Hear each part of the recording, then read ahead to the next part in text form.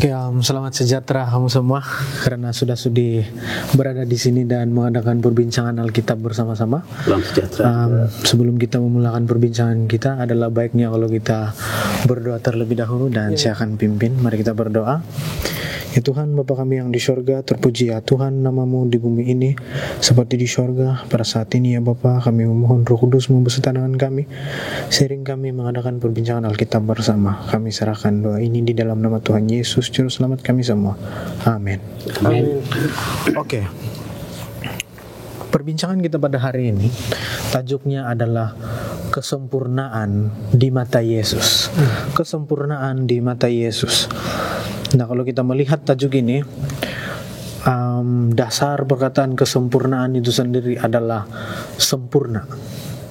Sempurna. Mari kita coba baca ayat ini di dalam Matius 5 ayat 48.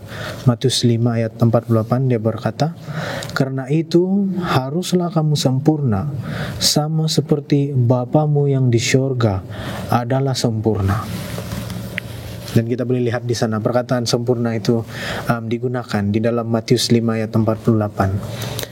Jadi saya terpikir, apakah maksud sempurna di sini? Dan saya pergi research. Sempurna ini maksudnya adalah lengkap. Salah satu maksud dia adalah lengkap. Sempurna adalah lengkap.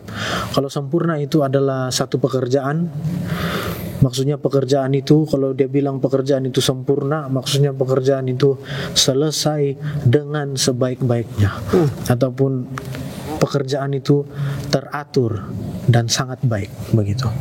Dalam arti kata lain, sempurna ini maksudnya sangat baik dan lengkap.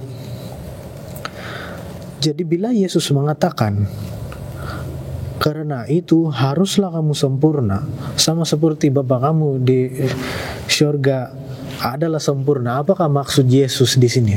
Saya melihat macam ada sesuatu isu di sini. Bila Yesus menyuruh kita menjadi sempurna, bila Yesus menyuruh kita macam menjadi lengkap. Dalam arti kata lain, saya lupa sebutkan, sempurna juga maksudnya adalah selain lengkap, maksudnya tidak cacat dan tidak bercela. Maksudnya tidak ada kepincangan. Jadi kalau Yesus menyuruh kita untuk menjadi sempurna, dia bilang sama seperti Bapa di surga adalah sempurna, maksudnya lengkaplah kita. Kita tidak boleh ada cacat celah, kita tidak boleh ada kecacatan. Sebab ini adalah arahan Yesus sendiri. Jadi saya melihat ini sebagai satu isu. Apa yang dimaksudkan oleh Yesus mengenai sempurna ini? Adakah ini bermaksud kita tidak boleh melakukan kesalahan langsung? Adakah ini maksudnya kita tidak bersalah langsung, tidak berdosa langsung? Kita kena jadi orang seperti itu?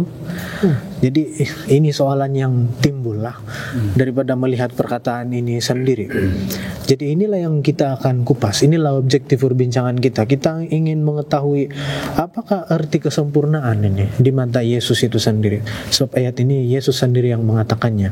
Jadi inilah objektif kita. Kita mau tahu apa nih yang Yesus coba sampaikan di sini mengenai kesempurnaan.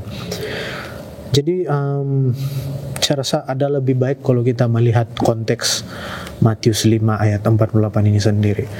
Apa untuk memudahkan kita memahami apa konteks dia Matius 5 ayat 48 ini? Apakah konteks Matius 5 ayat 48 sangat penting untuk kita mengetahui sebelum kita pergi lebih dalam untuk mencari maksud yang dikatakan Yesus. Di dalam ayat 48 mengatakan, "Hendaklah engkau sempurna seperti Bapamu di surga." Baru saja tadi saudara Jevinus sudah mengatakan bahwa ini adalah sesuatu yang dikatakan oleh Yesus. Dan topik daripada Alkitab sendiri adalah mengenai mengasihi musuhmu. Dan daripada ayat 43 hingga ayat 48. Dan jika kita lihat pada ayat yang pertama, yaitu mengenai yang diberkati. Di sini ayat yang pertama mengatakan ketika Yesus melihat orang ramai itu, dia pun mendaki ke atas sebuah bukit lalu duduk. Di sini dia berada di sebuah tempat yang agak tinggi daripada dan kita melihat di sana bahwa Yesus melihat orang ramai dan selepas itu kemudian datanglah murid-muridnya kepadanya dan dia pun mula mengajar mereka. Waktu ini Yesus memulakan dia punya khotbah di atas bukit, di mana kita melihat bahwa ucapan bahagia yang dia katakan tentang diberkatilah mereka yang miskin kerohanian karena mereka yang empunya kerajaan surga, diberkatilah mereka yang bersedih karena mereka akan terhibur, diberkatilah mereka yang lemah lembut karena mereka akan mewarisi bumi ini. Dan sangat cantik apa yang dikatakan Yesus di sini. Dan ini adalah ucapan bahagia ataupun yang diberkati. Nah, selepas itu disusuli dengan topik mengenai garam dan cahaya. Masih ingatkah kita mengenai Yesus katakan bahwa jadilah kamu ialah garam bumi. Dan juga mengatakan kamu ialah cahaya dunia, di mana kota di atas bukit tidak mungkin tersembunyi. Dan Yesus memberikan ucapan ini sesuai dengan pemahaman dia. Dan apabila orang ramai mendengar, orang ramai sangat terpegun dan mendengar apabila Yesus berkata-kata. Dan selepas itu disusuli dengan Yesus dan hukum Taurat. Di sini kita melihat bahwa Yesus mengatakan, jangan sangka aku datang untuk menghapuskan Taurat dan ajaran nabi-nabi. Aku datang bukan untuk menghapuskan tetapi untuk menunaikan segala-galanya. Ramai orang mengambil ayat ini mengatakan bahwa Yesus telah menghapuskan Taurat. Tapi sebenarnya maksud di sini bukan seperti yang orang ramai sudah berprasangka. Tapi apa yang dimaksudkan Yesus adalah Yesuslah yang menggenapi hukum Taurat itu. Selepas itu kita juga melihat bahwa Yesus mengatakan tentang perzinahan, perceraian, membuat sumpah, mata diganti mata, dan akhirnya kepada topik yang mana Yesus telah mengatakan hendaklah engkau sempurna seperti Bapamu di surga, adalah di mana kita faham yang dia katakan mengenai mengasihi musuhmu. Di sini Yesus mengatakan bahwa kamu telah mendengar ajaran yang berikut, kasihilah sesama manusia dan bencilah musuhmu. Dan ini merupakan pemahaman orang pada waktu itu. Maksudnya apa yang mereka sudah dengar. Namun di sini jika kita lihat ayat yang ke-44, Yesus mengatakan, tetapi sekarang aku berkata kepadamu, kasihilah musuhmu dan doakan orang yang menganiayamu. Dengan demikian kamu menjadi anak-anak Bapamu yang di surga. Saya lanjutkan, karena Allah menerbitkan matahari untuk orang yang jahat dan orang yang baik. Dia menurunkan hujan untuk orang yang benar dan orang yang tidak benar. Di sini kita melihat bahwa Bapa memberi hujan kepada orang yang benar dan orang yang tidak benar. Dan dalam masa yang sama, matahari untuk semua orang. Jadi apa yang dikatakan Yesus bukanlah seperti apa yang difahami oleh orang-orang pada ketika itu.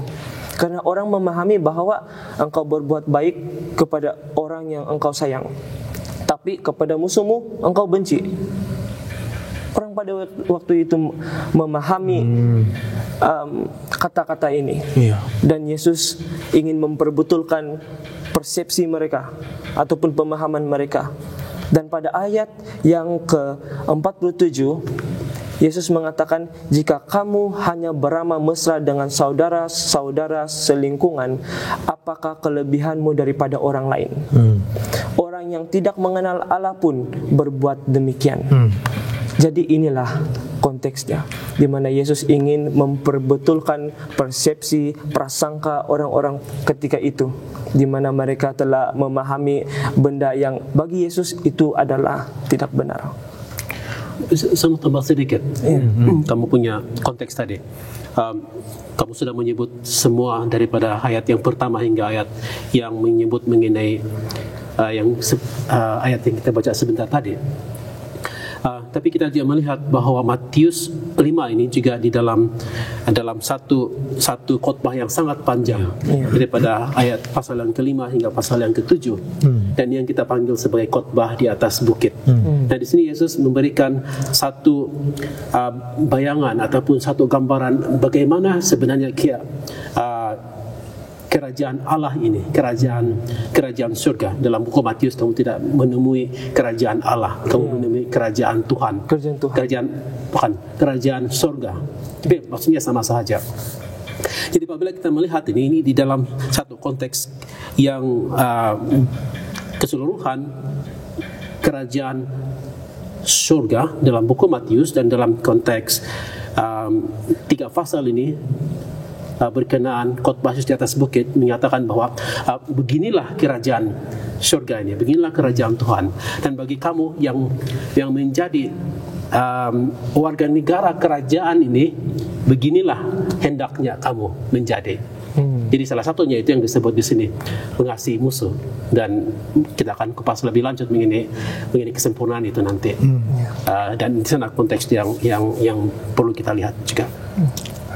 Ya Pastor, saya rasa salah satu lagi macam kunci dan kalau mau mengetahui apa yang dimaksudkan oleh Yesus di sini mengenai sempurna, kan kunci itu terletak di permulaan ayat 48 itu, yang perkataan karena itu dia bilang haruslah kamu sempurna sama seperti Bapamu yang di surga adalah sempurna. Jadi bagi saya melihat perkataan karena itu bermaksud bahwa ayat mengenai sempurna ini berkaitan dengan ayat yang dia cakap sebelumnya.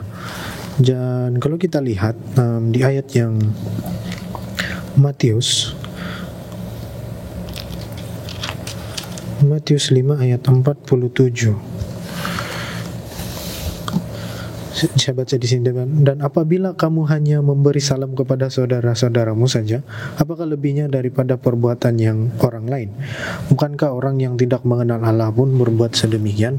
Lepas itu ayat 47, terus tuh 48 kan, Yesus mengatakan pula ayat ini, dia bilang karena itu haruslah kamu sempurna sama seperti Bapamu yang di surga adalah sempurna. Jadi perkataan karena itu sepertinya dia menjadi satu jambatan di antara ayat 48 dan juga ayat 47. Dan kalau kita lihat ayat 47, dia bilang kalau memberi salam kepada saudara-saudaramu saja, apakah lebihnya daripada perbuatan orang lain? Bukankah orang yang tidak mengenal Allah pun berbuat sedemikian? Jadi seolah-olah Yesus mengkaitkan perkataan sempurna ini dengan melakukan sesuatu yang lebih daripada standar. Kamu dapat maksud saya? Macam Yesus mengaitkan perkataan sempurna ini dengan perbuatan yang lebih daripada standar, begitu. Jadi kalau saya, ini salah satu yang saya ingin letak di meja inilah. Kalau kamu ada apa-apa tambahan mungkin yang kamu mau cakap pasal poin yang itu tadi. Saya suka dengan kamu punya connection itu, dan saya mau membuat connection lagi di sini sebab kalau kamu lihat Father in Heaven ataupun Bapa di surga, ayat 48 pun Bapa di surga. Ada 2 ayat di sini yang menyebut mengenai Bapa di surga. Yang pertama ayat 45. Dan saya pikir itu juga adalah satu kunci di sana untuk mengenal ataupun mengetahui apa maksudnya Bapa di surga itu. Ayat 45 mengatakan, saya baca itu dalam versi Borneo di sini. Dengan demikian kamu menjadi anak-anak Bapamu yang di surga. Kan? Karena Allah menerbitkan matahari untuk orang yang jahat dan orang yang baik, Dia menurunkan hujan untuk orang yang benar dan orang yang tidak benar. Bapa di surga itu melakukan itu kepada anak-anak ataupun orang di dunia ini. Jadi kita sebagai anak Bapa di surga itu meniru dia, melakukan kebaikan, dan di sini mengasihi musuh. Dan dalam ayat 47 kamu mengatakan, kalau kamu beramal mesra dengan orang yang kenal kamu sahaja, itu oke, bagus, Luar biasa saja. iya, perkara biasa. Tapi kalau kamu mengasihi musuh, itu adalah luar biasa. Dan saya pikir itu berkaitan sangat rapat dengan apa yang kita lihat sebagai sempurna seperti Bapa di surga, menjadi anak-anak itu, mengikuti seperti Bapa. Jadi sampai di sini saya lihat-lihat macam perkataan sempurna ini kan macam belum lagi ada kaitan dia dengan macam tidak berdosa langsung, ataupun penurutan hukum yang berjaya 100%. Macam saya belum nampak perkaitan dia dengan hal itulah, dengan perkataan sempurna ini. Walau bagaimanapun kita akan teruskan juga kita punya perbincangan. Jadi kita sudah dapat konteks dia. Secara ringkasnya konteks 5 ayat 48 ini khotbah Yesus di atas bukit, dan Yesus mengajar. Ada banyak siri khotbah dia, dan salah satu khotbah dia adalah mengenai ini, di mana dia simpulkan dengan perkataan sempurna ini. Jadi kalau kita yang coba bayangkanlah, kita yang berada di tempat Yesus berkhotbah pada masa itu, cuma bayangkan saja kalau kita mendengar ayat ini. Kalau kita mendengar ayat ini, Yesus cakap, sempurnalah kamu seperti Bapa kamu yang di surga juga sempurna, kan? Apa first impression kita? Kalau macam di ayat ini saya melihat mungkin orang-orang Yahudi yang kalau mereka mendengar apa first impression orang mengenai perkataan ini. Kalau saya, macam yang saya baca mula-mula ayat ini, memang itulah yang first impression saya. Tanpa melihat konteks, itulah first impression saya yang, ini macam langsung tidak boleh buat salah ini. Mesti sempurna, mesti lengkap, mesti tiada cacat, begitu. Tapi bagi orang-orang pada masa itu kali yang mendengar, apa yang orang mungkin faham mengenai perkataan Yesus ini? Adakah mereka faham seperti yang saya faham ataupun sebaliknya? Mungkin mereka mendengar buat pertama kali sesuatu, ataupun satu standar standar yang sangat tinggi lah. Sebab seperti Bapamu di surga, seperti Tuhan. Sebab ini mungkin lain daripada yang lain. Kalau kamu lihat apa yang diajarkan oleh orang-orang guru agama pada masa itu, mereka mengajarkan bahwa mereka harus menurut hukum Tuhan. Tetapi yang menariknya di sini adalah hukum Tuhan bagi mereka itu bukanlah hukum yang sepenuhnya daripada hukum Musa, tetapi apa yang kita panggil tradisi mereka pada masa itu. Dan itulah mereka interpretasi mereka mengenai hukum itu menjadi tradisi mereka, dan mereka harus mengikut itu to the detail. Dan itu adalah bagi mereka adalah satu kesempurnaan, sesuatu yang seperti yang dilakukan oleh orang-orang Farisi, orang-orang yang expert dalam perundangan pada masa itu. Sebab orang-orang Farisi ini sebenarnya dilihat look up to, sangat sesuatu yang dipanggil contoh bagi mereka, sebab mereka mengikut itu. Ada juga ajaran yang mengatakan bahwa orang-orang biasa harus mengikut satu perundangan, undang-undang ini dengan teliti untuk setentu jangka masa, supaya Mesias yang ditunggu-tunggu itu akan datang. Selagi tidak, Mesias tidak akan datang, dia katakan. So itulah mereka, kesempurnaan itu lebih kepada pada pendengaran mereka itu harus mengikut hukum itu. Tapi apa yang Yesus lakukan di sini itu lebih daripada setakat itu saja.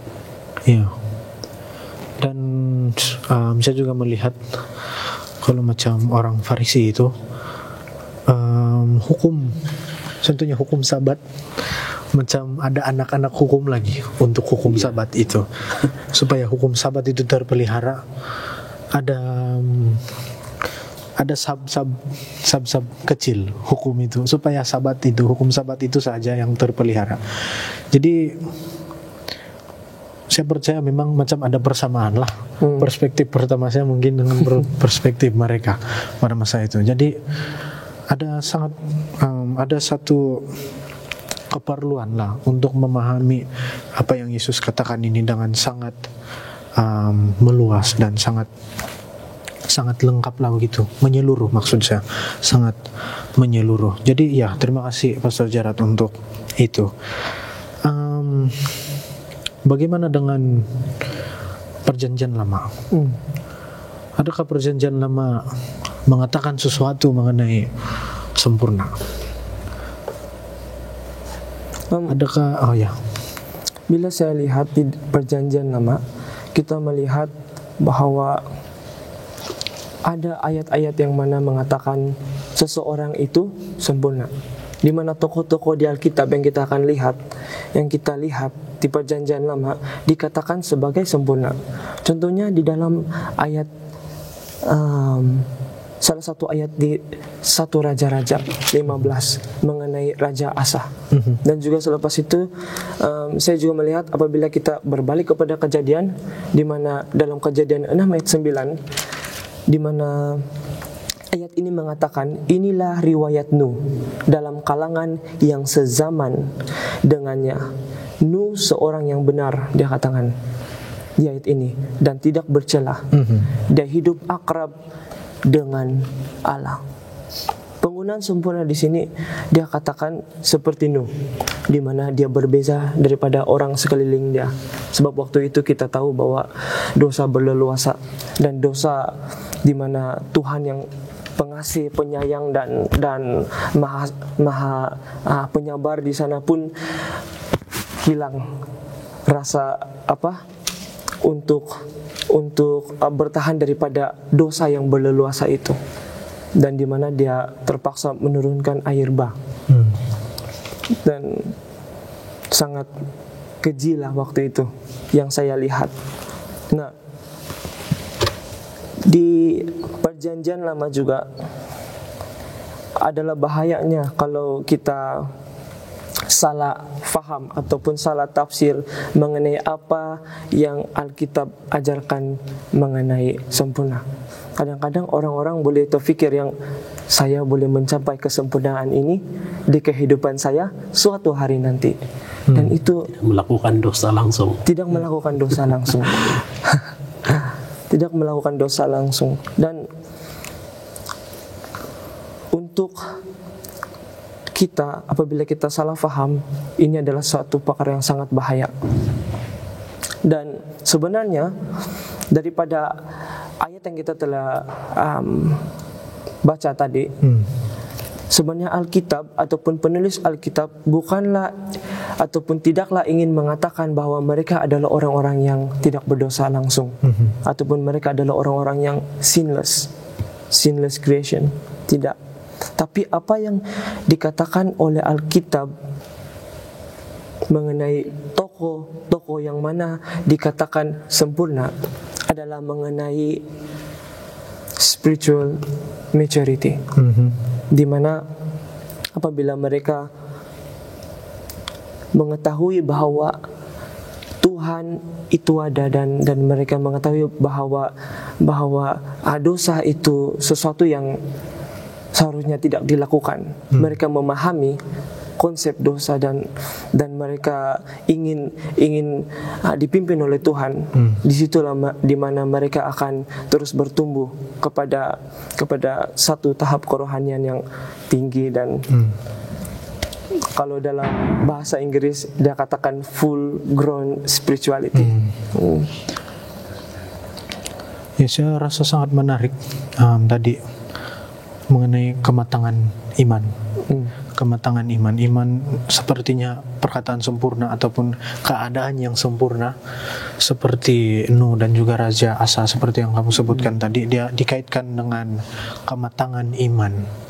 Jadi kematangan iman, kalau guna formula matematik, kematangan iman sama dengan sempurna, macam begitu. Tapi saya tertarik juga satu perkara tadi mengenai macam hidup langsung tiada dosa. Bagaimana kamu rasa, saudara Hermanto? Bolehkah manusia mencapai keadaan ataupun ya state yang seperti itu, kewujudan yang seperti itu? Saya berpikir apabila mendengar segala jawaban dan juga pendapat mengenai dengan kesempurnaan, dan memang itu adalah satu yang sangat menarik sekali. Tapi bagi saya, kalau kita kembali kepada perjanjian lama, kita boleh refer kepada kejadian, ya. Apabila Tuhan menciptakan bumi ini, apabila dia mencipta, setiap hari dia mencipta, dia melihatkan ciptaannya, segalanya sempurna. Tidak ada, berarti di sini tidak ada cacat celah, sempurna. Jadi kesempurnaan itu pada mulanya memang dari Allah, kan? Iya. Dan tidak ada sesuatu yang tidak sempurna kalau datang dari Allah. Apabila manusia ini dicipta dengan sempurna, karena dicipta mengikut gambaran Allah. Pada zaman sekarang, kalau kita lihat pada zaman sekarang, mungkin kembali kepada soalan Jeff tadi, adakah seorang ini boleh hidup tanpa dosa, ataupun hidup dalam kesempurnaan? Mungkin pada zaman sekarang ini semua orang berdosa. Tidak ada yang sempurna di dalam dunia ini. Semua orang berdosa. Tidak ada kesempurnaan kalau sekiranya kita tidak berusaha untuk mematangkan keimanan kita dalam Tuhan. Kita harus kembali, kita harus bertobat, mempunyai pertobatan dalam kehidupan karunia kita untuk mendapat kekuatan dalam keimanan kita. Saya juga tiba-tiba terpikir, jikalau seseorang itu mempunyai pemahaman yang agak cetek mengenai dosa, saya rasa untuk mencapai satu tahap untuk kehidupan yang tidak berdosa langsung ataupun sinless perfection itu mudah dicapai. Jika seseorang itu tidak memahami apa itu dosa, dan kemungkinan untuk mencapai kesempurnaan itu senang dan lebih mudah untuk dicapai. Jadi pada masa sekarang saya percaya bahwa pemahaman dosa bukanlah sekadar kalau sebagai seorang individu dosa itu seharusnya tidak dilakukan, dosa itu adalah yang tidak baik. Dan kalau seorang individu berpikir itu secara lahirnya dalam pikirannya, yang dosa itu sepatutnya tidak dilakukan dan dosa itu adalah perkara yang sangat kotor, keji, saya percaya itu adalah suatu pemahaman yang sangat baik. Tapi sekarang dosa bukanlah difahami seperti itu, karena manusia mempunyai bias dia sendiri. Manusia mempunyai di mana pemikiran mereka dan juga hati mereka kadang-kadang dan selalunya tertumpu kepada untuk melakukan dosa. Bukanlah sepertinya dosa itu, tapi kadang-kadang dengan bias sendiri. Jika berkaitan dengan konsep pemahaman kita mengenai dosa, tambahan sedikit apa yang kamu sudah sebut tadi. Kalau kita melihat dosa itu sebagai suatu pilihan buat dan tidak buat, dan itu mengatakan kalau saya buat ini sekadar perbuatan dan saya berdosa.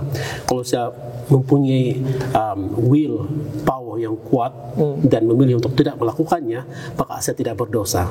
Jadi kalau itu kita punya konsep mengenai dosa, bahwa itu adalah dari segi perbuatan kita sahaja, maka mungkin mereka akan berpikir bahwa satu hari nanti akan tercapai apa namanya, intention untuk tidak berdosa lagi, sebab kita sudah train, kita punya ini willpower itu. Iya. Tetapi Paulus dan juga Alkitab yang jelas mengatakan bahwa dosa itu bukan sekadar sama ada kamu lakukan dan tidak lakukan. Dia telah memakan umat manusia daripada dalam sehinggalah keluar dan keseluruhan dunia ini. Dan di sana kita melihat bahwa apabila kamu melihat saya adalah orang berdosa dari dalam luar, itu sebab saya tidak boleh menyelamatkan diri saya. Kita memerlukan Tuhan. Dan itu adalah konsep dosa yang saya pikir Alkitab dengan jelas katakan bahwa manusia berdosa dan fall short of the glory of God. Mereka tidak boleh memuliakan Tuhan sebab mereka berdosa. So instead of just melakukan, kita melihat memang melakukan sebagai satu simptom daripada siapa diri kita sebenarnya. Dan kalau itu kita lihat, maka kita akan melihat kepada perfection ini daripada angle ataupun sudut yang berbeza.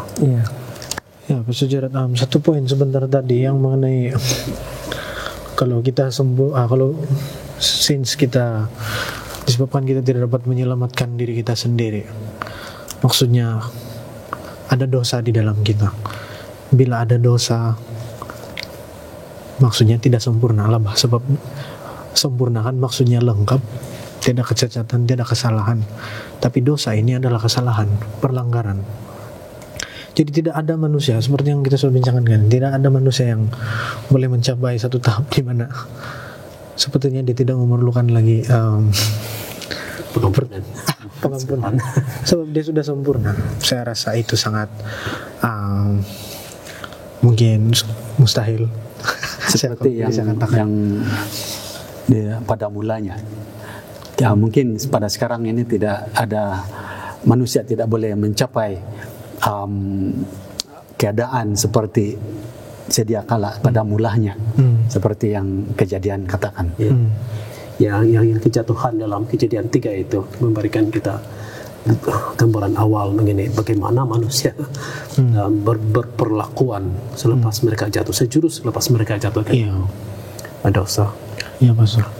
Jadi berkaitan dengan itu, saya melihat di Perjanjian Lama ada satu apa yang kita boleh katakan mengenai satu ritual di bait suci. Setiap kali korban bakaran dilakukan, kambing ataupun domba yang harus dipersembahkan itu Tuhan katakan mesti sempurna. Ya, tidak cacat celah. Jadi macam mana itu kalau kita kaitkan itu dengan kita punya macam mana dengan perkataan sempurna di sana? Apakah perkataan sempurna itu berkaitan dengan apa yang kita boleh pelajari mengenai Matius 5 ayat 48? Ya, ada kaitan itu.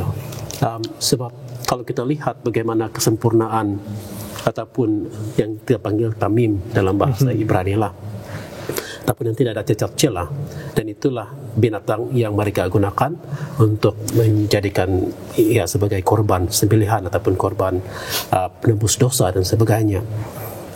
Kamu melihat ini dalam imamat.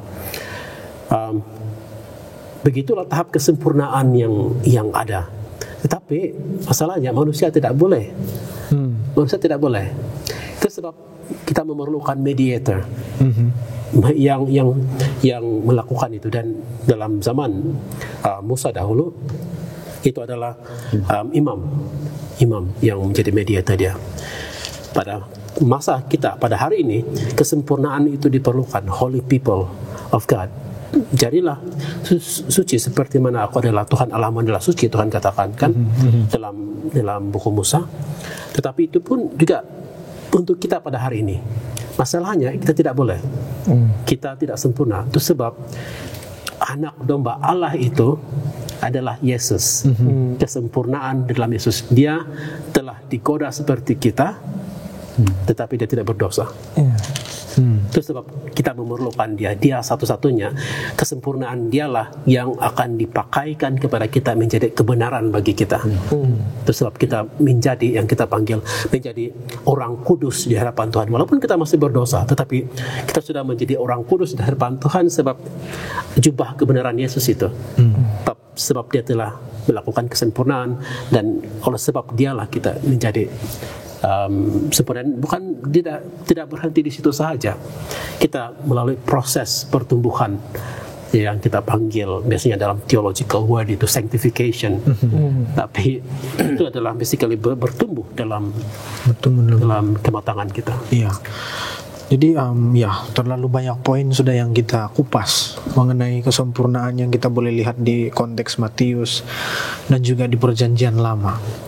Jadi sekarang saya mau tanya soalan ini untuk setiap perbincangan yang kita sudah ada kan. Jadi sekarang pada masa ini, pada zaman inilah bila kita melihat Matius 5 ayat 48 ini, bagaimana cara kita memahaminya? Bagaimana kita aplikasikan Matius 5 ayat 48 ini pada masa ini?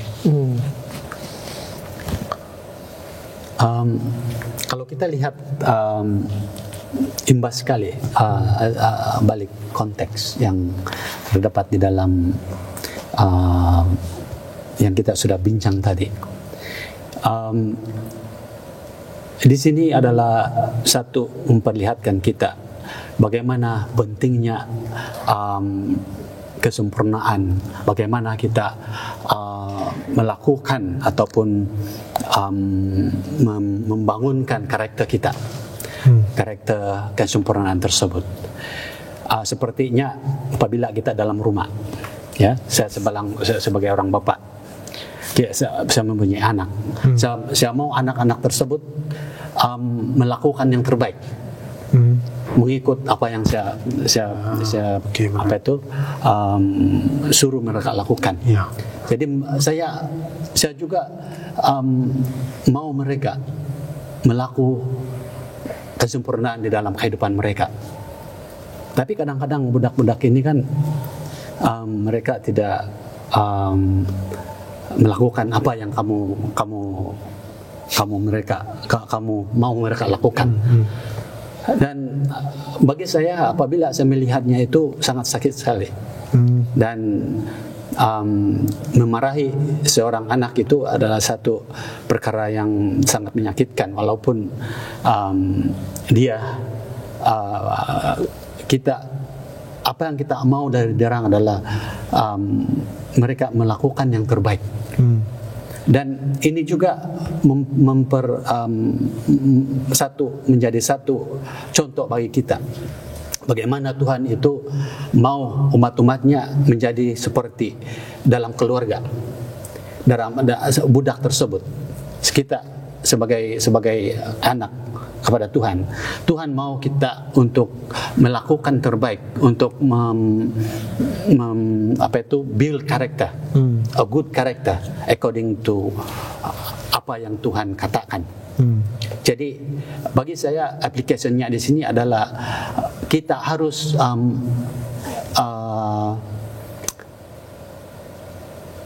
build character, good character.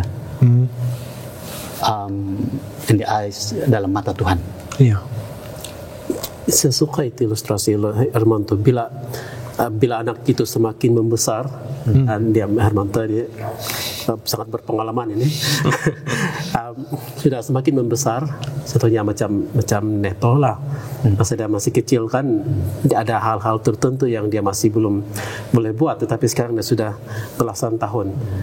Apa yang dia tidak boleh buat dahulu, sekarang dia boleh buat sudah. Setelah ilustrasi dia makin bertumbuh dan menjadi semakin matang.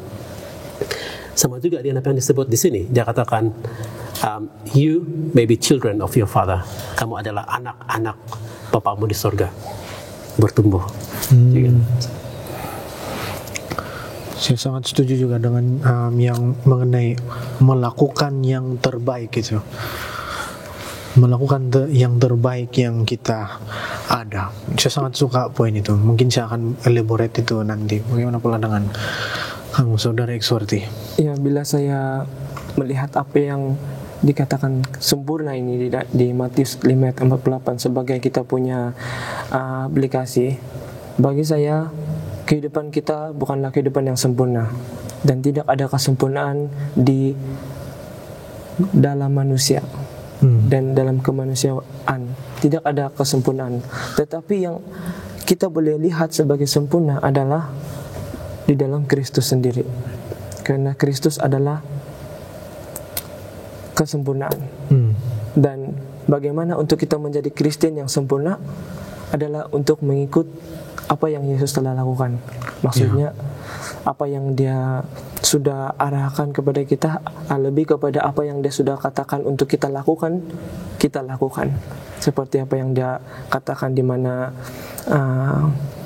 Dia sudah khotbahkan di atas bukit pada waktu dulu. Dan kesempurnaan di dalam Yesus adalah kesempurnaan yang sangat indah, yang kalau bagi saya secara pribadi adalah saya harus lakukan ini apabila Yesus sudah katakan.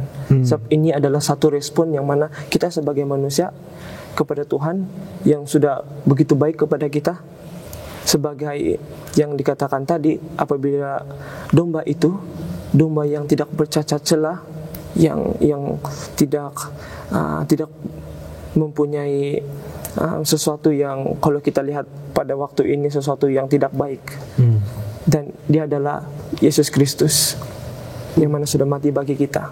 Jadi untuk kita memahami apa maksud kesempurnaan adalah apabila kita menjuruskan mata kita kepada Kristus, seperti apa yang dikatakan Dr. Gerard baru saja tadi, di mana ada satu terminologi ataupun term di dalam English, sanctification, di mana setiap hari kita harus meletakkan diri kita di dalam pimpinan Tuhan. Kita mungkin tidak boleh menjadi sempurna pada ketika ini disebabkan dosa yang masih ada, disebabkan kita punya nature sendiri.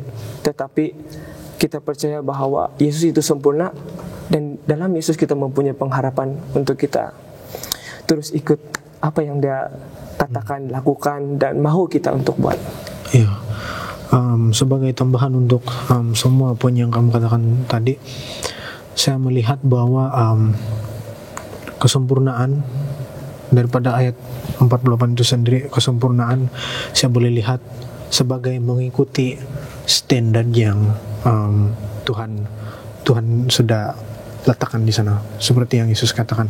Kalau saya membaca ayat 47 itu sekali lagi, Dia bilang ini berkaitan dengan kematangan iman.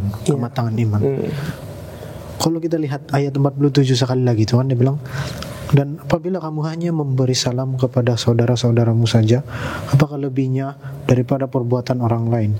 Bukankah orang lain tidak mengenal Allah pun berbuat demikian? Bagi saya, kalau saya melihat ayat ini kan, sepertinya Yesus coba sampaikan, kalau kita cuma memberi salam sama orang yang saudara-saudara kita, Dia bilang, kalau dalam arti kata lain, kalau kita cuma berbuat baik kepada orang-orang yang berbuat baik kepada kita saja, maksudnya itu tidak matang. Yang matang ialah apabila kita melakukan kebaikan, sungguhpun orang itu tidaklah mengenal Allah atau tidak mengenal kita, sepertinya tidak mungkin akan melakukan kebaikan kepada kita seperti itu. Seperti Yesus, Dia memberikan keselamatan untuk kita yang secara percuma begitu, yang bukan disebabkan daripada kredit kita sendiri, tetapi memang kasih Tuhan lah. Dia dari kasih Tuhan itulah Dia memberikan keselamatan kepada kita. Jadi saya juga melihat bahwa kesempurnaan ini selain daripada kematangan iman, ia juga merupakan salah satu pertumbuhan diri daripada yang kamu jawab tadi, pertumbuhan perwatakan yang baik menuju kepada Tuhan. Dan pertumbuhan ini perlulah kita lakukan dengan sebaiknya, terbaik daripada kita.